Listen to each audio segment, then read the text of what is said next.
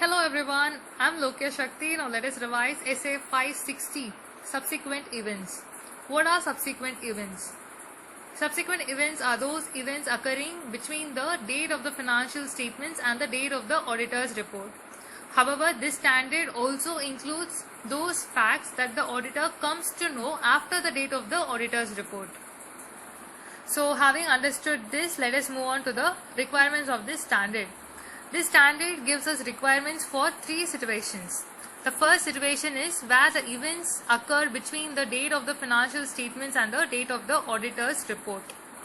So firstly, the auditor is required to perform audit procedures that are designed to obtain sufficient appropriate audit evidence that all events occurring between these two dates whether they require any adjustments or disclosures in the financial statements. So in determining the nature and the extent of the audit procedures, he shall take into consideration the auditor's risk assessment. So for this, he needs to obtain an understanding of any procedures by the management that has been established to ensure that subsequent events are identified. He shall inquire the management and where appropriate those charged with governance as to whether any subsequent events have occurred which might affect the financial statements. He shall read the minutes, if any, of the meetings of the owners, of the equity owners, management or those charged with governance that have been held after the financial statements, that is after the date of the financial statements, and inquire about the matters that have been discussed in the meetings. He shall also consider the entity's latest subsequent interim financial statement, if any, available. So as a result of all these procedures performed, where the auditor identifies that an adjustment or a disclosure is required in the financial statement, then the auditor shall determine whether such event is appropriately reflected in those financial statements. Besides this, the auditor is required to get a written representation from the management that all events occurring subsequent to the date of the financial statements and for which the AFRF is required any adjustments or disclosures, and the same has been done by the management. Such a statement needs to be obtained from the management. So this is the first situation. Second situation is where any facts which become known to the auditor after the date of the auditor's report but before the date of the financial statements are issued. So here facts means those informations which become known to the auditor that had it been known to the auditor at the date of the auditor's report itself, it might have caused the auditor to amend the auditor's report. So in case of such facts known, he shall first discuss the matter with the management. Then he shall determine whether the financial statements needs to be amended or not. If amendment is required, then how does the management intends to address the matter in the financial statements? If the management amends the financial statements, then the auditor is required to perform audit procedures as found necessary and provide a new auditor's report on the amended financial statements.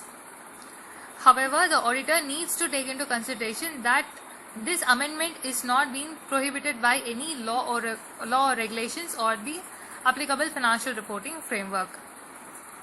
However, when the management does not amend the financial statements and where the auditor believes that they needed to be amended, then if the auditor's report has not yet been provided to the entity, he shall modify his opinion.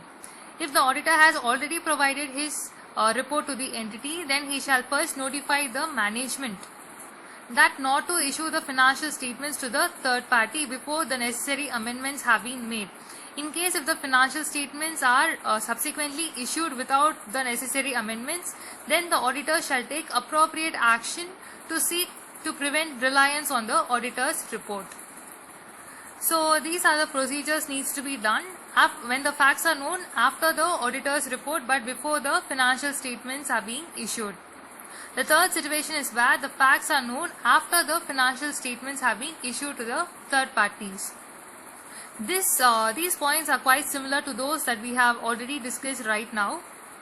So even here facts means those facts that would have caused the auditor to amend his auditor's report if he had known it on the date of the auditor's report.